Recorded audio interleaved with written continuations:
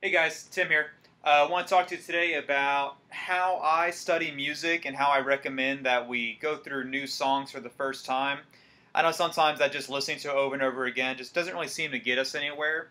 So I want to walk through what I do when I find out that we're doing a new song and how I get ready to play it for the first time.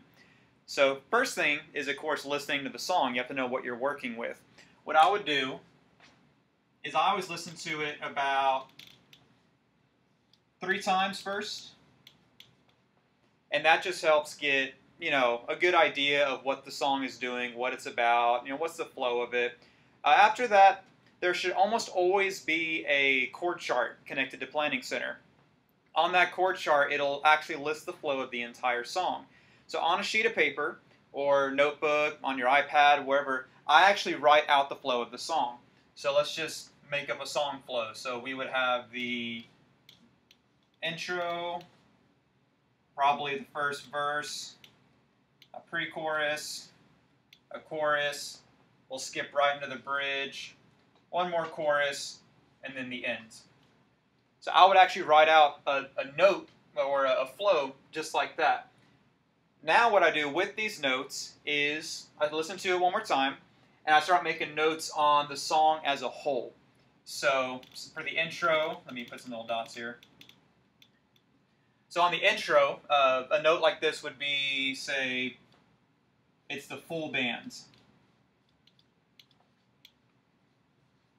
Whereas in verse 1, it cuts out to just drums and the guitar, and they're just carrying everything around. So that would be how the notes would start to look, which would give me an idea of kind of where I'm supposed to come in, where I fit in with everything, and also really focusing on what the rest of the band is doing. Now from there, after listening about once or twice, making sure I got all those notes going on, then I go back and I listen to what is specific to me. So let's pretend that I'm a guitar player for the week that I'm learning this, and say that I've already got these notes done for the rest of these. So as a guitar player, I would listen, I would notice that in the pre-chorus, the guitarist is coming in with a very strong lead line leading into it. So I would just write down strong lead line. And then for the chorus, I noticed that he's playing, some higher up on the fret type stuff, simple 3-note things. So I would put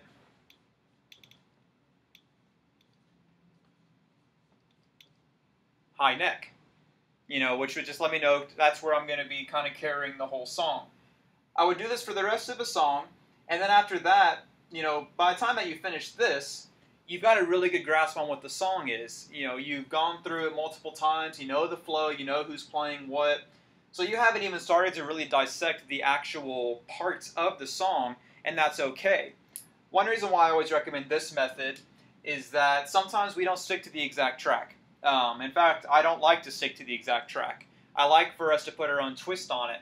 Also, some of these groups, they may have a lot more than what we have, or they may not do it in the exact style that we want.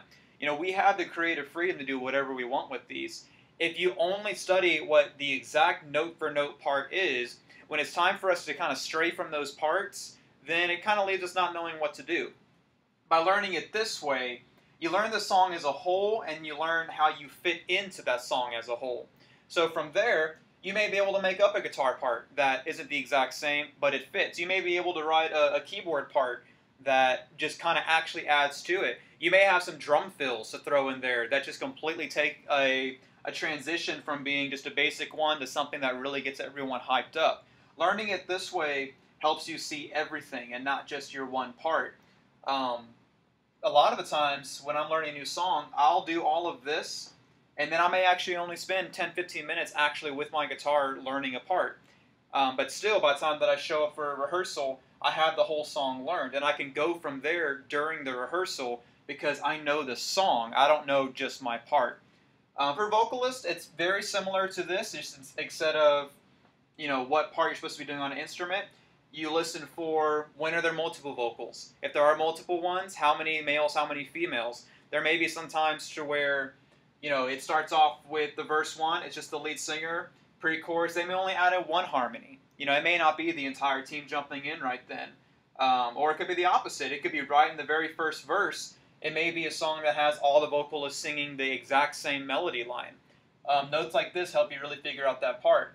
And then when you show up to rehearsal, instead of only practicing one specific part, you just know where there's supposed to be something. And then you as a team decide, where do we go from here? That's how I recommend doing all this. Hopefully this really helps you guys learn some of the new songs that we're bringing in. Let me know if you have any questions. Thanks, guys.